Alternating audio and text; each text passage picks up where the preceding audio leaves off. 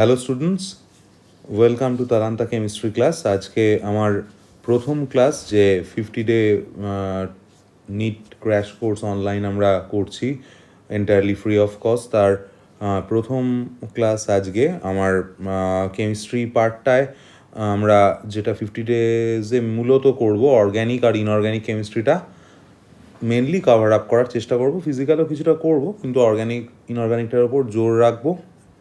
শুরু করার আগে একটা জিনিস বলার, তোরা এই যে প্রবলেম 10টা-12টা করে এক একটা দিন দেওয়া থাকছে এক একটা চ্যাপ্টারে, তো সেটা নিজেরা আগে সলভ করবি। যেগুলো ভুল হচ্ছে মানে আনসারটা বুঝে নিয়ে ওই জায়গার কনসেপ্টটা আবার এনসিআরটি থেকে বা কোনো প্রপার স্টাডি মেটেরিয়াল থেকে, যাদের তালান্টা স্টাডি মেটেরিয়াল আছে তারা তালান্টা স্টাডি মেটেরিয়াল থেকে ওই জায়গাগুলো একবার রিভাইজ করে নিবি। তবেই দেখবি যে মানে খুব স্পিড আপ এবং ইফেক্টিভ রিভিশন হচ্ছে, এবং you can get the best out of these 50 day consecutive crash course.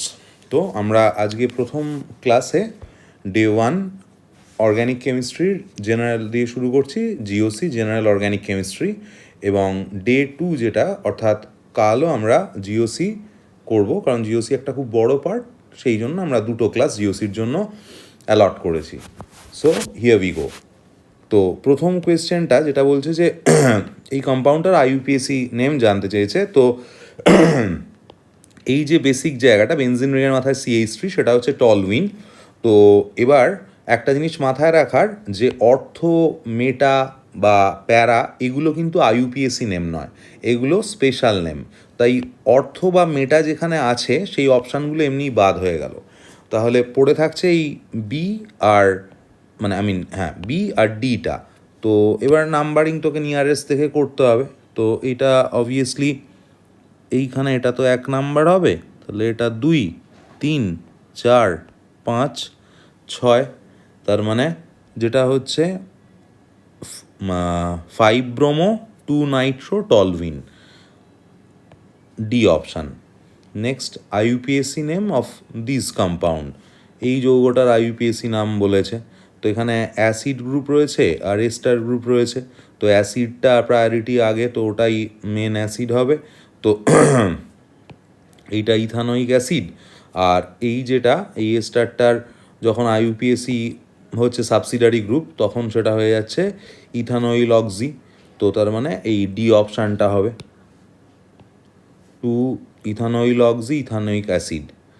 Next বলছে যে which will not form an enolate, কোনটা এনলেট গঠন করবে না, অর্থাৎ টটোমারিজম দেখাবে না, করে কিটো ফর্মে দেওয়া আছে, এনল ফর্মটা যাবে না। তো যেটা বেসিক ক্রাইটেরিয়া হচ্ছে আলফা হাইড্রোজেন থাকতেই হবে। এবার যেখানে আলফা হাইড্রোজেন নেই সেখানেই হবে না। তো তাহলে এই যে কম্পাউন্ডটা রয়েছে ডি, বেনজালডিহাইড, তো এখানে দেখ যে এই এর পাশের আলফা কার্বন তো এটা, তো এখানে তো কোনো হাইড্রোজেন নেই, তার মানে আলফা হাইড্রোজেন নেই, মানে সেটা এনল ফর্ম করবে না, তো অপশান ডি হবে। নেক্সট কোয়েশ্চেন 4 বলছে যে কোনটা টটোমারিজম শো করবে। তো টটোমারিজম শো সেটাই করবে যেখানে আলফা হাইড্রোজেন আছে। তো দেখ আলফা হাইড্রোজেন আছে কিন্তু এইখানে 3টে আলফা হাইড্রোজেন আসে, তার মানে ডি এরটা আনসার হবে।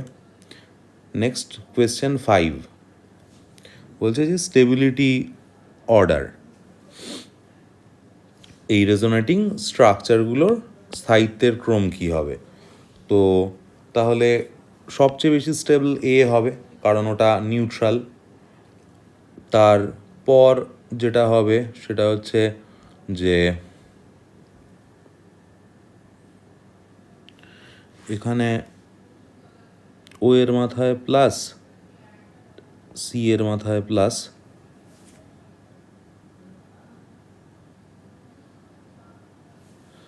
তারপর সি,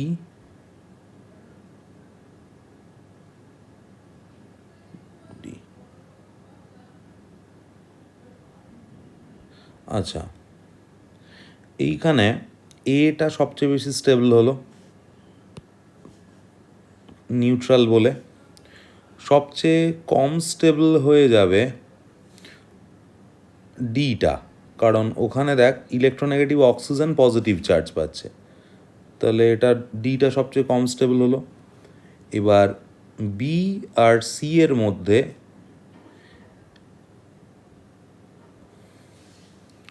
যেটা হচ্ছে এখানে সি যেটা সেটা প্লাস চার্জ পেয়েছে, কার্বন প্লাস চার্জ পেয়েছে, আর এখানে অক্সিজেন প্লাস চার্জ পেয়েছে। তো আর অক্সিজেন নেগেটিভ চার্জ কিন্তু দুটোতেই আছে, এখানে কার্বন পজিটিভ চার্জ আর এখানে অক্সিজেন পজিটিভ চার্জ। তো অক্সিজেন যখন পজিটিভ চার্জ পাচ্ছে তখন অবভিয়াসলি সেটা স্টেবিলিটিটা কম্পারেটিভলি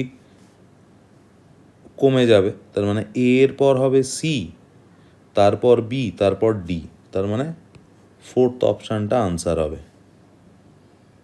তারপর কোয়েশ্চেন 6 বলছে in Dumas method 0.5 gram of an organic compound gave 35 ml of nitrogen at STP, the percentage of nitrogen. তো এখানে তার মানে আমরা বলতে পারি যে অ্যাট এসটিপিতে 22400 ml নাইট্রোজেন, তার ওয়েটটা কত, তার মলিকুলার ওয়েট মানে 28 গ্রাম। তাহলে 35 ml নাইট্রোজেন তার ওয়েটটা কত হবে, না 28 ইন্টু 35 বাই 22400 গ্রাম মানে 0.04375 গ্রাম এরকম আসবে অ্যারাউন্ড। তার মানে যেটা বলা যাবে যে 0.59 গ্রাম of the organic compound contains 0.04375 gram of nitrogen।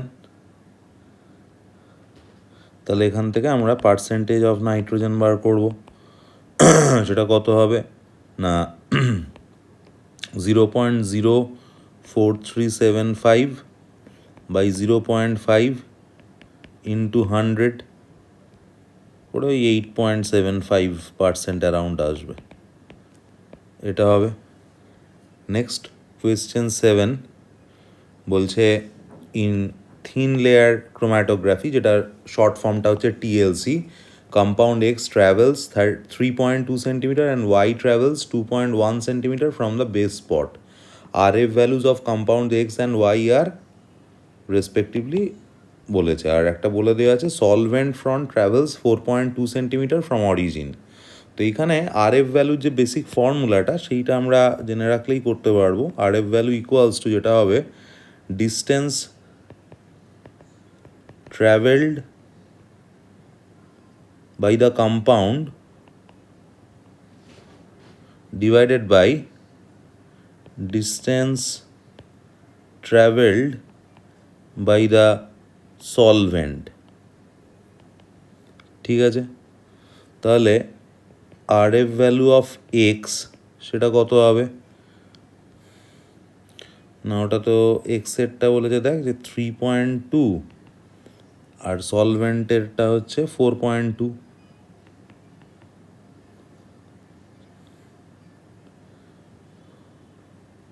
তো করে ওই অলমোস্ট 0.75 অ্যারাউন্ড আসে। আর RFOI যেটা সেটা কত হবে 2.1 বাই 4.2 মানে 0.5। তাহলে option C is the correct answer. Next question 8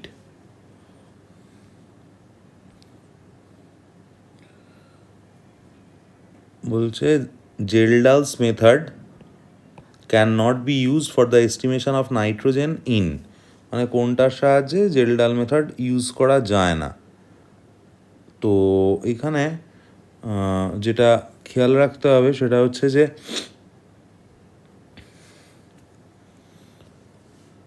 ওই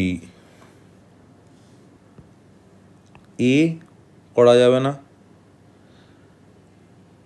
সিও করা যাবে না, ডিও করা যাবে না।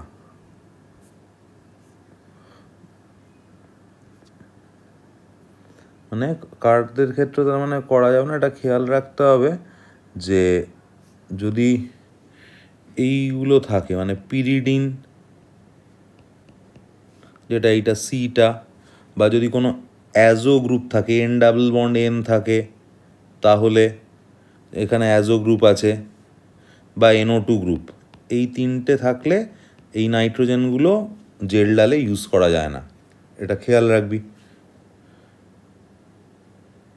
নেক্সট নাম্বার কোয়েশ্চেনটা বলছে যে find the number of functional groups and number of chiral centres respectively in the compound given below, মানে কতগুলো ফাংশনাল গ্রুপ আছে আর কতগুলো কাইরাল সেন্টার আছে। তো ফাংশনাল গ্রুপ আমরা দেখে নিই কী কী আছে। প্রথমে এইটা একটা আছে অ্যালডিহাইড, এখানে এটা একটা রয়েছে অ্যামিন, দুটো হলো, এখানে একটা রয়েছে কিটোন, তিনটে। আচ্ছা, এইখানে এইটা একটা রয়েছে সাবস্টিটিউটেড অ্যামাইড, চারটে। আচ্ছা, এইটা দেখ অ্যাসিড অ্যানহাইড্রাইড, পাঁচটা, আর এটা একটা অ্যাসিড, ছটা। আর কাইরাল সেন্টার কটা আছে না,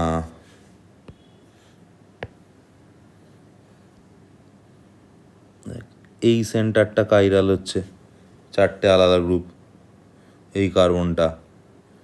নেক্সট এই কার্বনটাও কাইরাল, চারটে আলাদা গ্রুপ থাকছে। নেক্সট এই কার্বনটাও কাইরাল, চারটে আলাদা গ্রুপ।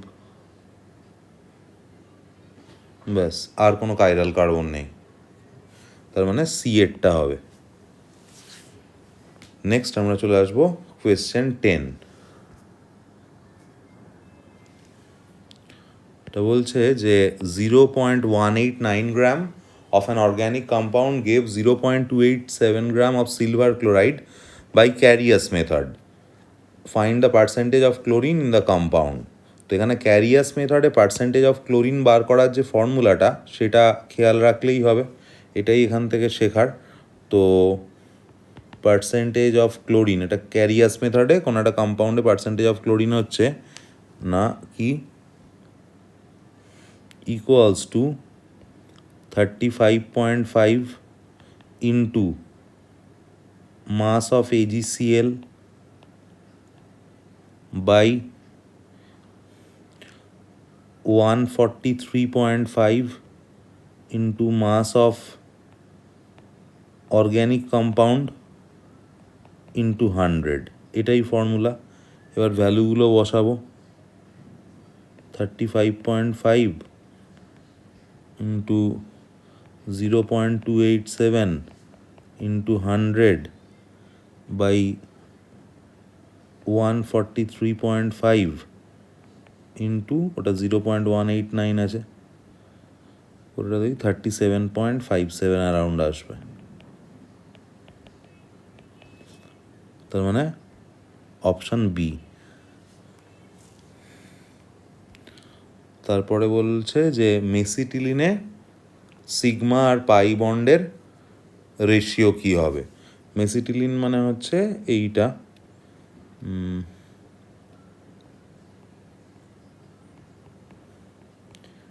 135 ট্রাইমিথাইল বেনজিন, সেটাকেই মেসিটিলিন বলে। এটা কাউন্ট করে দেখে নিবি সিগমা আর পাই বন্ডের রেশিও। সিগমা বন্ড থাকছে 21টা, সিগমা বন্ড 21টা থাকে, আর পাই বন্ড তো 3টে আছে, মানে 7:1 হবে, অপশান ডি।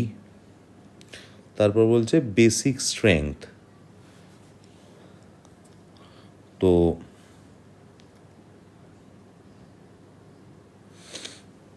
এখানে এই মানে এই এ বি আর সি এদের বেসিক স্ট্রেংথটা বার করতে বলেছে। তো এখানে যেটা হবে যে এর যে নাইট্রোজেনের লোন পেয়ার সেটা রেজোনেন্স যাচ্ছে রিংয়ের মধ্যে, আবার এই নাইট্রোজেনের লোন পেয়ারটা এটার সঙ্গে রেজোনেন্স যাচ্ছে, কিন্তু এই লোন পেয়ারটা দেখ রেজোনেন্স যাচ্ছে না। তাহলে এর সি যে নাইট্রোজেনের লোন পেয়ার তার ডেন্সিটিটা ম্যাক্সিমাম থাকছে, তাহলে ওটা মোস্ট বেসিক। তো সিটা সবচেয়ে বেসিক হবে, হাইয়েস্ট বেসিক হবে। এবার এখানে এ এর লোন পেয়ারও রেজোনেন্স যাচ্ছে, বি এর লোন পেয়ারও রেজোনেন্স যাচ্ছে, কিন্তু এ এর লোন পেয়ারটা রেজোনেন্স যাওয়ার পর কার্বনের মাথায় মাইনাস আসছে, ওয়ারাজ বি এর লোন পেয়ারটা রেজোনেন্স যাওয়ার পর অক্সিজেনের মাথায় মাইনাস আসছে। তো অক্সিজেনের মাথায় মাইনাস মানে নেগেটিভ পাচ্ছে, তাহলে সেটা মোর স্টেবল। তার মানে অবভিয়াসলি এই রেজোনেন্সটা মোর ফেভারেবল। যেহেতু এখানে রেজোনেন্সটা মোর ফেভারেবল, তাহলে এখানে কম্পারেটিভলি নাইট্রোজেনের ডেন্সিটিটা লোন পেয়ারে নাইট্রোজেনের ওপর কম হবে, তাহলে এর বেসিসিটিটা সবচেয়ে কমে যাবে, বি এরটা লোয়েস্ট হবে। তো বি লোয়েস্ট, সি হায়েস্ট, তার মানে 3 অপশানটা আনসার হবে। তো আজকের ভিডিও এই অবধি। কালকে আমরা সেকেন্ড ভিডিও আবার জিওসিডি এরকম 10-12টা কোয়েশ্চেন দেখে নেব। যদি ভালো লেগে থাকে ভিডিও তাহলে লাইক করিস, শেয়ার করিস, এবং আমাদের চ্যানেলে যারা নতুন তারা সাবস্ক্রাইব করিস। এই যে 50 ডে ক্র্যাশ কোর্স সিরিজ এটাকে রেগুলার ওয়েতে ফলো করতে থাকিস 50 দিন পর পর, তাহলে তোদেরও দেখবি পারফরমেন্স স্কোর এই কামিং নিটে অনেকটাই এনহ্যান্সড হয়ে যাবে। Thank you for watching.